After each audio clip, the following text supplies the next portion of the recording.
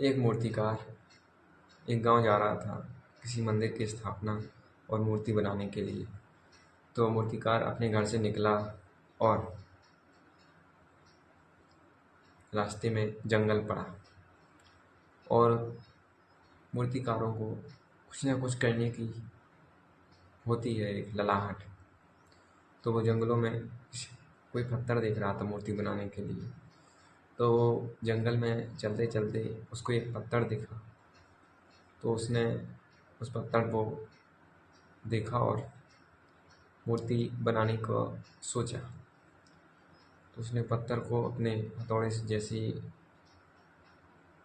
Touch किया तो पत्थर से आवाज़ आई, चिल्लाने की कि मेरे ऊपर प्रहार मत करो। तो मूर्तिकार ने समझा कि कोई जंगल से क्या आवाज़ आ रही है। तो वो थोड़ी देर और आगे बढ़ा तो उसको दूसरा पत्थर देखा। तो उसने सोचा कि इस पत्थर से हम मूर्ति अच्छी बना सकते हैं। पिछले वाला भी अच्छा था, ये भी वैसा ही था। तो इस बार उसने जब अपने हथौड़े से छेनी से उस पत्थर को चोट मारी तो उसमें कोई आवाज़ नहीं आई और उसने एक अच्छी सी प्रतिमा बनाई भगवान की। और पत्थर भारी था, मूर्ति बड़ी थी। उसने सोचा कि जब मैं दोबारा आऊँगा तो इस 3-4 लोगों के साथ तो इस मूर्ति को अपने साथ ले जाऊँगा। और वो आगे बढ़ा और जिस गांव में वो जाने को आया था उस गांव में पहुंचा। और जब सभी लोगों ने उससे कहा कि मूर्ति बनानी है, मंदिर की स्थापना होनी है, मूर्ति नहीं है, तो उस आदमी ने मूर्तिकार ने कहा कि मैं मूर्ति को बना चुका हूँ, वो जंगल में है, मुझे 3-4 लोग दीजिए, मैं उस मूर्ति को लेकर आता हूँ। तो उस मूर्ति को लेकर आए, मंदिर की स्थापना हुई।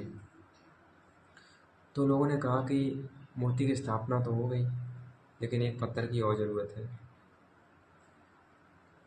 नारियल फोड़ने के लिए और भी चीज़ों के लिए। तो मूर्तिकार ने कहा कि मैं एक पत्थर जंगल में एक और छोड़ आया हूँ, 2-3 लोगों को भिजवा दो तो वो उस पत्थर को लेकर आएंगे, तो उससे आप लोगों का काम बन जाएगा। तो कुछ लोग गए जंगल, उस पत्थर को लेकर आए जिस पत्थर को उसने पहली बार चोट मारी थी मूर्तिकार ने। तो उसको भी वहीं स्थापित कर दिया मंदिर के बाहर। लोग उस पर नारियल फोड़ने लगे। तो एक बार क्या हुआ, उस पत्थर ने जो जिस पर सभी लोग नारियल फोड़ते थे उससे पूछा, जिस पत्थर से की मूर्ति बन चुकी थी, कि तेरे तो मज़े हैं, तेरी तो सब लोग पूजा वूजा करते हैं, और मैं चोट खा रहा हूँ नारियल की, पत्थर की। तो जो मूर्ति बनी थी उस पत्थर ने कहा कि अगर तुम वो पहली चोट सहन कर लेते तो मैं आज ज़िंदगी भर चोट खाने की ज़रूरत नहीं पड़ती। तो ऐसी ही हमारी ज़िंदगी है कि कुछ संघर्ष करके अगर जीवन सफल होता है तो कर लेना चाहिए, चाहे उसमें शुरुआत में कितना ही कष्ट हो, बाद में सुकून ही मिलेगा।